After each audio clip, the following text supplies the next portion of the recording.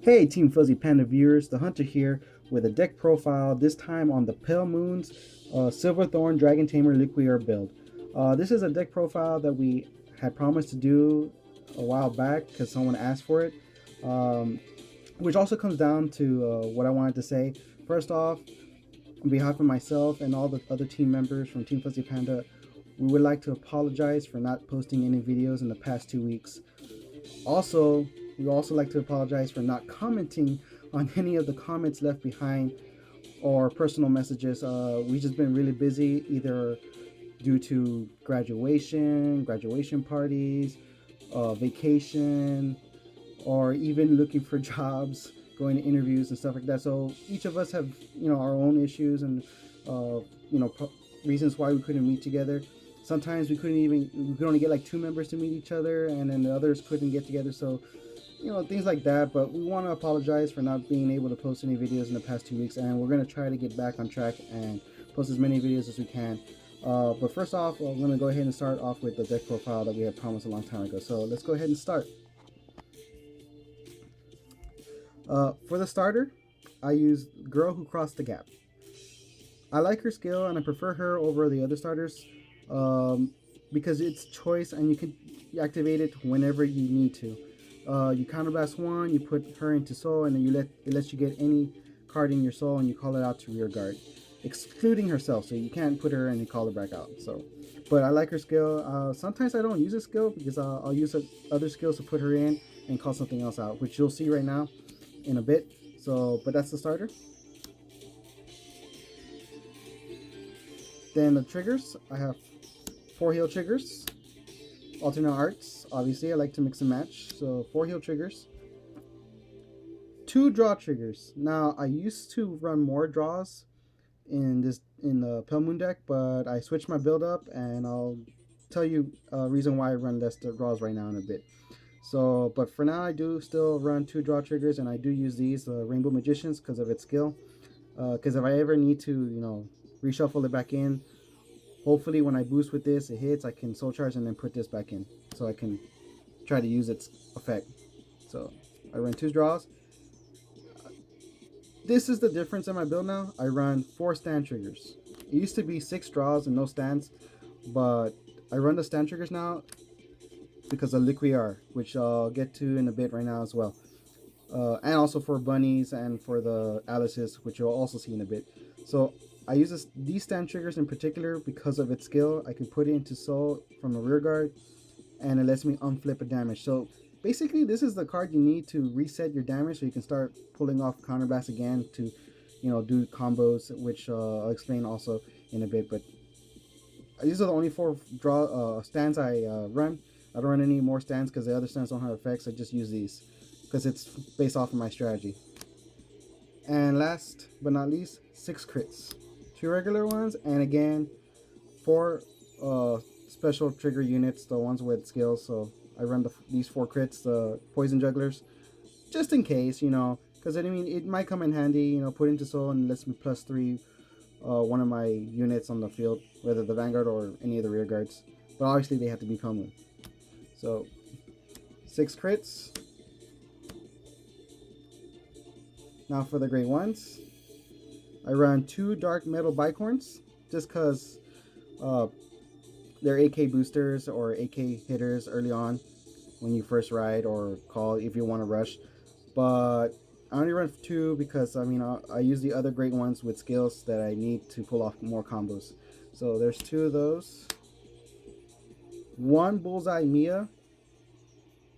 I used to run more than 1 before in the old deck build because obviously for its skill. So whenever I boost, whatever I boost hits the Vanguard, I can soul charge. But now, based on my new strategy, which will, again, like I said, I'll explain in a bit, I only run 1 just for lulz because I still like to have that choice of having this as a booster to so I can soul charge.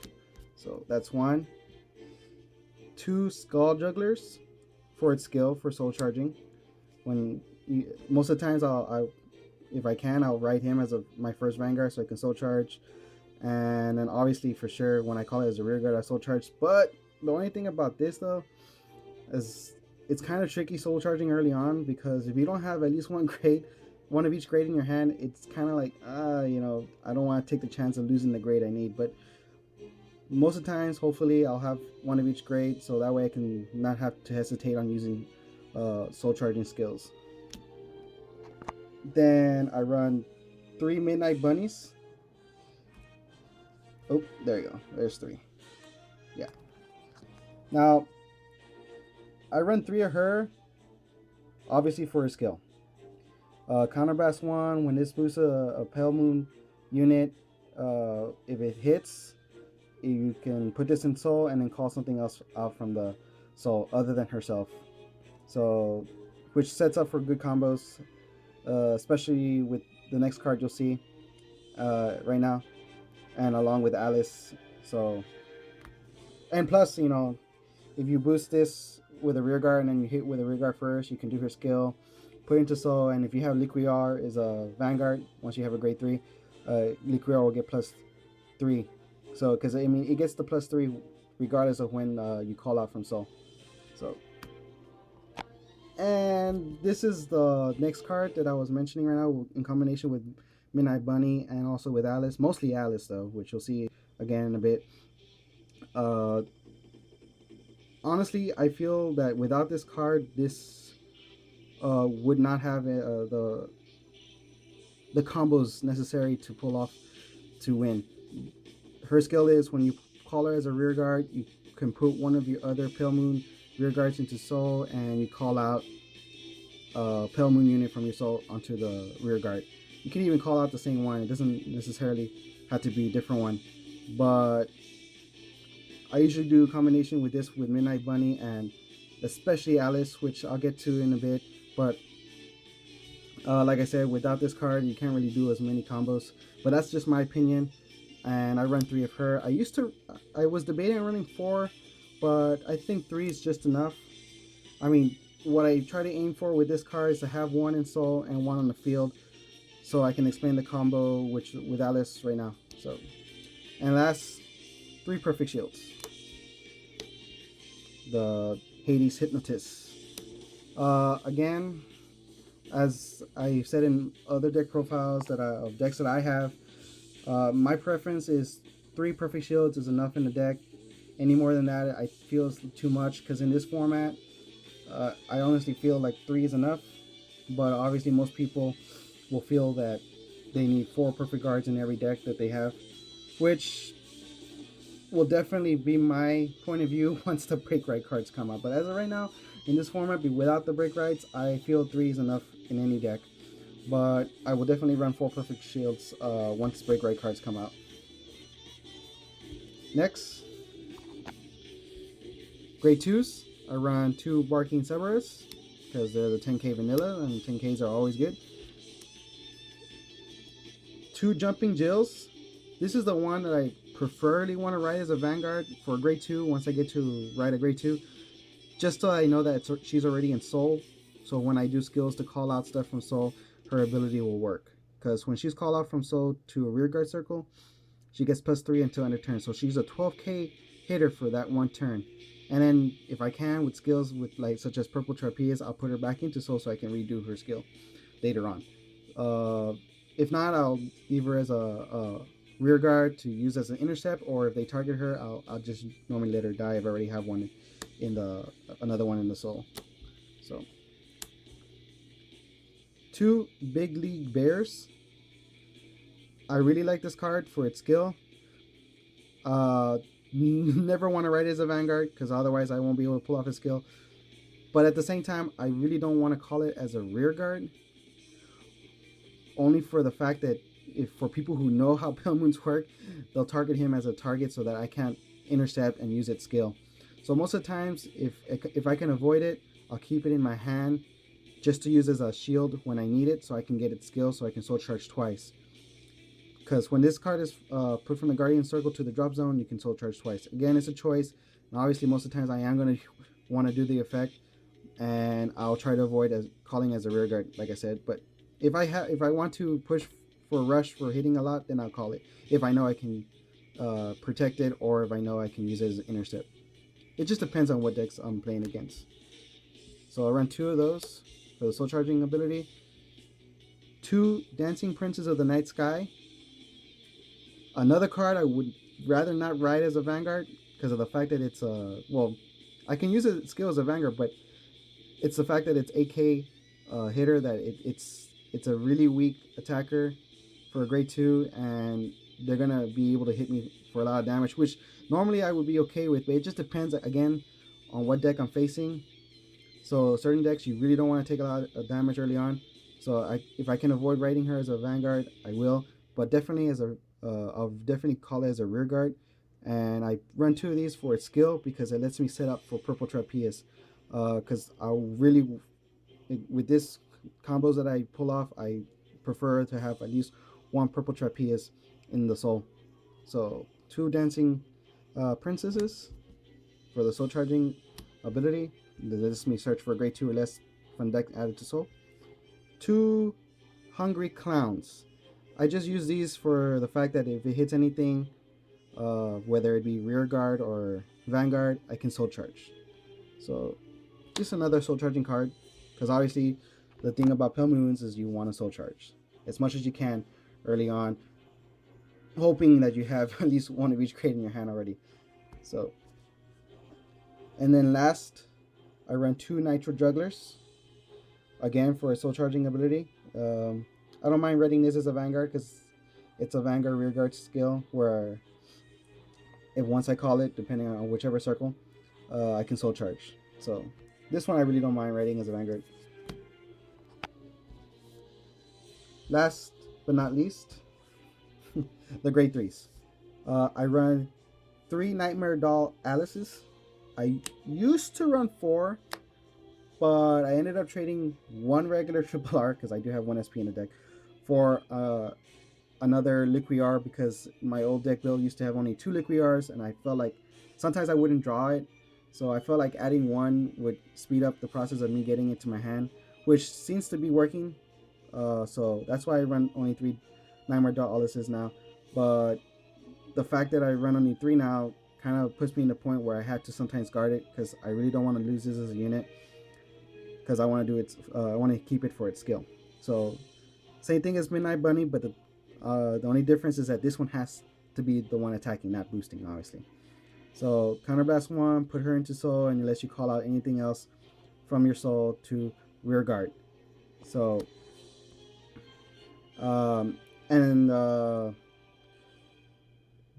like I was gonna say, I almost blinked out there for a bit, but this one I use it for the combination of purple trapeze. So hopefully by the time I call her out, I have 1 purple trapeze in the soul, and then I have 1 as a rear guard. Usually it'll be boosting her. So when I attack her with her and I boost with purple trapeze, and if it hits, I'll do her skill, put her into soul, call out a purple trapeze from the soul, use that purple trapeze skill to put in the other purple trapeze on the field back into the soul, and then call her back out. So it basically lets you repeat Alice purple trapeze attack. I was actually able to pull off that combo 3 times with my friend. So I tagged, hit a rear guard, did the skill, called out the purple trapeze, called back out Alice, tagged again his other rear guard, put in Alice again, call out the other purple trapeze, and then put the purple trapeze back in, call out Alice, tagged the Vanguard, hit his Vanguard, did the skill again, attacked his Vanguard for the 4th time. So that combo is really good. And if you have Luquier on the field, she's going to be getting +3 every time you call out. So, and then with that game, I finished them off with the Vanguard. So it's a really good combo. I like it. Next, I run 1 Sword Magician Sarah, just in case I don't get Luquier. And if I have her in my hand, I'll ride her, because her skill can come in handy as well. Because the thing about Alice is, they might not want me to hit with her, because obviously they don't want me calling out from soul. But with her skill, if Alice didn't hit, if I reveal a grade 3, I can always put in Alice and then call out anything from the soul, even the Alice I put in. So it lets me retry to hit with an Alice. Or if I want to keep Alice in the soul and call something else out, I can do that. So one of her, just in case. And last but not least, the main card of the deck, Silver Thorn, Dragon Tamer, Luquier. I run 3 of her for the limit break skill.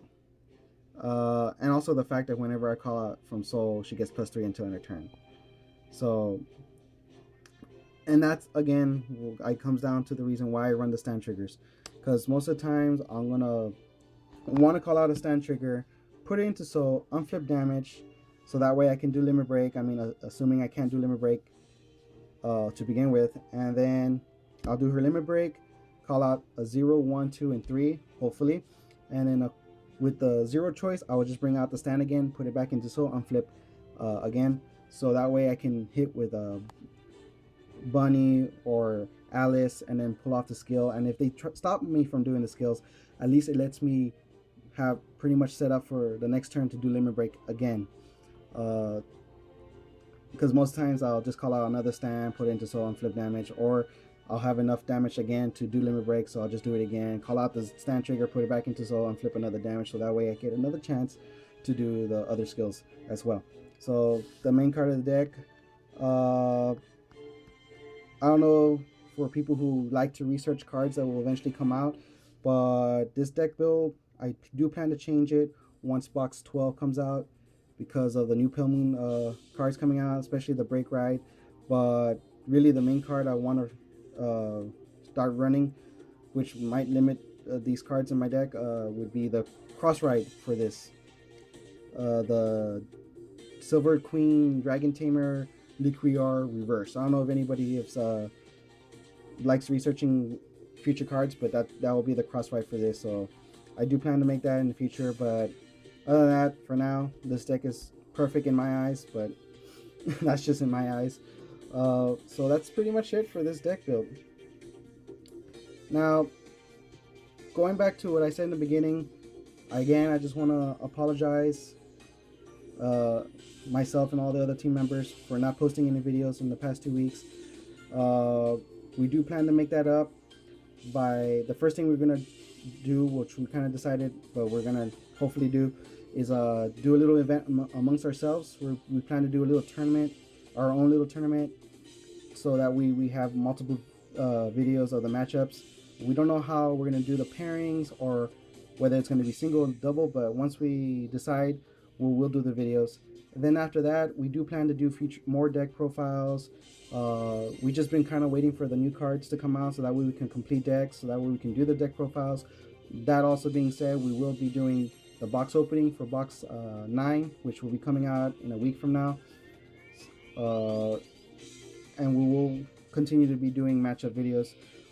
We also, I think, it's something we need to discuss again, but we're probably going to start doing best 2 out of 3 videos, so that way we can just do one matchup per week, and it will be for sure 2, max 3 videos per week. But that's something we need to discuss. But we promise that we will try to keep track on doing the videos. But as I said, sometimes things get in the way, so we'll do our best. But thanks, all you viewers, especially the new subscribers that we got.